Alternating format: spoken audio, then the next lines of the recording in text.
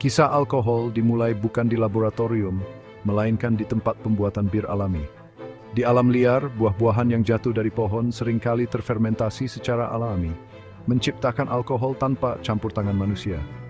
Jauh sebelum manusia menguasai fermentasi, alam telah menghasilkan alkohol melalui ragi dan gula.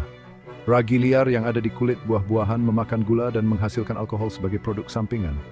Bayangkan nenek moyang kita 10.000 tahun yang lalu menemukan genangan jus buah yang terfermentasi. Mereka mungkin terkejut dengan rasa manis dan efek memabukkan yang dihasilkan. Cairan manis dan memabukkan ini menandai pertemuan pertama dengan efek alkohol yang mengubah suasana hati. Mereka mungkin merasa lebih berani, lebih bahagia, atau lebih rileks setelah meminumnya.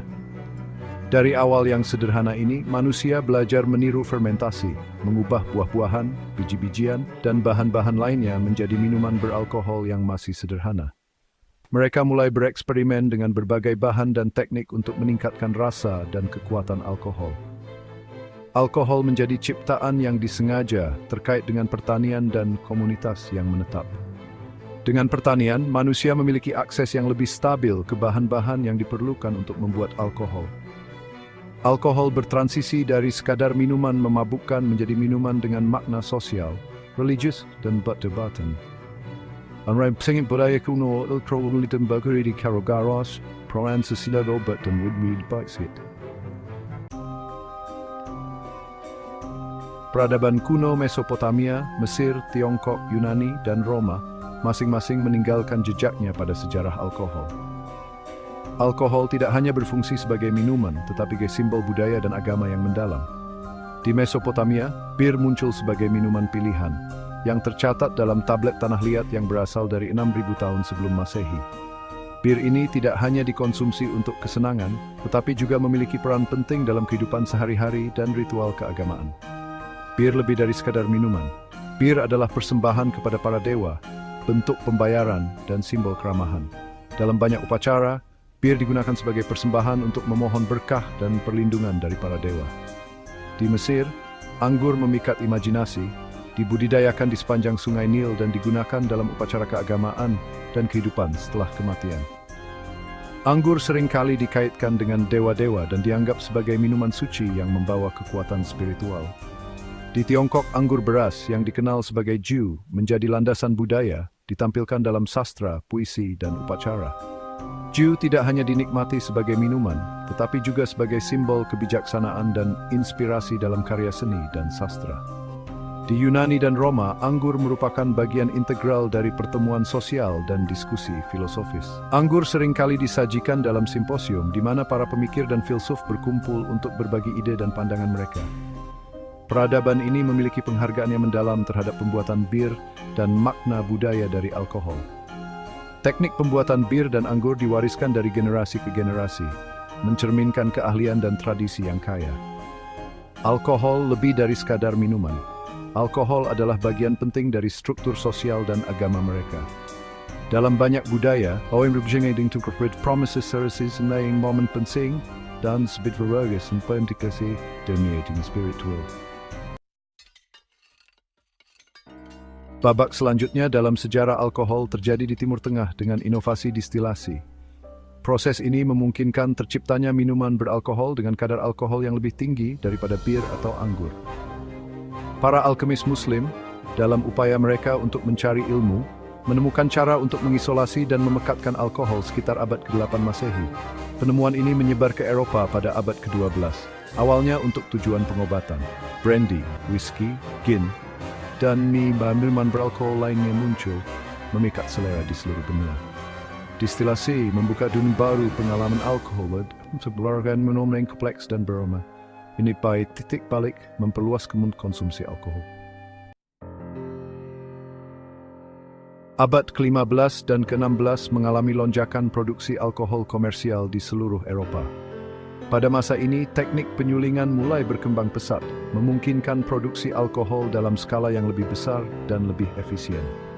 Distilasi menjadi seni yang dihormati, dengan banyak distilleries bermunculan di berbagai negara Eropa. Jaringan perdagangan global dan kemajuan dalam distilasi mendorong industri alkohol yang berkembang pesat. Perdagangan internasional memungkinkan distribusi alkohol ke berbagai belahan dunia, memperkenalkan minuman baru ke pasar yang lebih luas. Teknologi distilasi yang lebih baik juga memungkinkan produksi alkohol dengan kualitas yang lebih tinggi. Pabrik penyulingan mengubah biji-bijian dan buah-buahan menjadi berbagai macam minuman beralkohol, dengan brandy dan whisky menjadi terkenal. Brandy yang dibuat dari anggur dan whisky yang dibuat dari biji-bijian menjadi minuman favorit di banyak negara Eropa. Proses penyulingan yang rumit dan bahan baku yang berkualitas tinggi membuat minuman ini sangat dihargai. Perdagangan alkohol membentuk ekonomi dan memengaruhi hubungan internasional. Alkohol menjadi komoditas penting dalam perdagangan global, dengan banyak negara Eropa yang bergantung pada ekspor minuman beralkohol untuk meningkatkan perekonomian mereka. Perjanjian perdagangan dan aliansi politik seringkali dipengaruhi oleh perdagangan alkohol. Kekuatan Eropa mendirikan perkebunan kolonial untuk tebu yang merupakan kunci dalam produksi rum yang mengaitkan alkohol dengan kolonialisme. Perkebunan tebu di Karibia dan Amerika Selatan menjadi pusat produksi rum yang kemudian diekspor ke Eropa dan Amerika Utara. Produksi rum juga terkait dengan perdagangan budak, menambah dimensi gelap pada sejarah alkohol. Minuman ikonik seperti gin menjadi terkenal, didorong oleh biaya produksi yang rendah dan kebijakan pemerintah. Gin, yang awalnya dikembangkan di Belanda, dengan cepat menyebar ke Inggris dan menjadi minuman populer di kalangan masyarakat kelas pekerja. Kebijakan pemerintah yang mendukung produksi gin murah menyebabkan lonjakan konsumsi yang dikenal sebagai gin craze. Kedai minuman dan rumah bir mengukuhkan tempat alkohol dalam kehidupan sosial. Tempat-tempat ini menjadi pusat pertemuan sosial, di mana orang-orang dari berbagai lapisan masyarakat berkumpul untuk minum, berdiskusi, dan bersosialisasi. Kedai minuman dan rumah bir juga memainkan peran penting dalam budaya dan tradisi lokal, menjadi bagian tak terpisahkan dari kehidupan sehari-hari. Seiring dengan meningkatnya konsumsi alkohol, meningkat pula kekhawatiran tentang konsekuensi sosialnya. Abad ke-19 menyaksikan munculnya gerakan moderasi yang bertujuan untuk mengekang ekses alkohol. Para pendukung moderasi mengkampanyekan peraturan yang lebih ketat, persuasi moral, dan bahkan larangan. Mereka menyoroti isu-isu seperti kemiskinan, kekerasan dalam rumah tangga, dan kejahatan sebagai konsekuensi dari minum berlebihan. Pesan gerakan tersebut resonansi, terutama di Amerika Serikat, disebutkan dua buatan penting. Upaya gerakan moderasi mencapai puncaknya di Amerika Serikat dengan Amandemen ke-18 dan Undang-Undang Volstead yang mengantarkan era pelarangan. Larangan nasional ini bertujuan untuk memberantas penyakit sosial yang terkait dengan konsumsi alkohol. Namun, pelarangan secara tidak sengaja memicu kejahatan terorganisir dengan para penyelundup memasok permintaan akan alkohol. Speakeasy menjadi ada di mana-mana, memungkinkan orang untuk menikmati minuman keras ilegal secara diam-diam. Pelarangan menyoroti batasan solusi legislatif untuk perilaku sosial yang sudah mengakar dalam. Konsekuensi yang tidak diinginkan dari eksperimen besar ini terus diperdebatkan oleh para sejarawan dan sosiolog. Pelarangan menjadi pengingat akan kompleksitas rekayasa sosial. Pencabutan pelarangan pada tahun 1933 menandai babak baru dalam sejarah alkohol di Amerika Serikat. Industri alkohol mengalami kebangkitan, yang diperkuat oleh kesadaran yang lebih besar akan konsumsi yang bertanggung jawab. Sikap bergeser menuju pemahaman yang lebih bernuansa tentang tempat alkohol dalam masyarakat. Tren baru dalam produksi dan konsumsi alkohol muncul, dengan pabrik bir skala besar dan kebangkitan koktail. Kampanye kesehatan masyarakat menyoroti bahwa konsumsi alkohol yang berlebihan.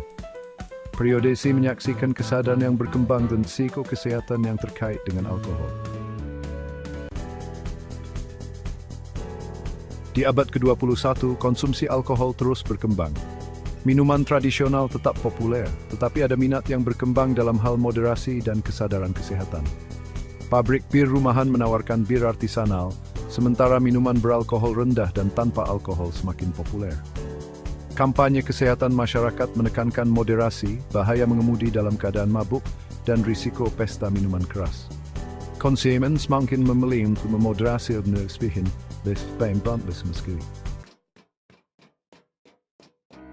Dari penemuannya yang tidak disengaja hingga keunggulannya di zaman modern, alkohol telah meninggalkan jejak yang tak terhapuskan pada peradaban manusia. Sejarahnya mencerminkan adat istiadat sosial, kepercayaan agama, sistem ekonomi, dan ekspresi artistik kita. Saat kita mengangkat gelas, kita mengingat sejarah panjang dan bertingkat yang terkandung di dalamnya. Ini adalah sejarah yang penuh dengan inovasi, ekses, penyesalan, dan penebusan. Dengan generasi dan konsumsi yang bertanggung jawab dan alkohol terus merupakan bakteri yang hidup terhubung di kembali sadar. Itu mesti berbiski.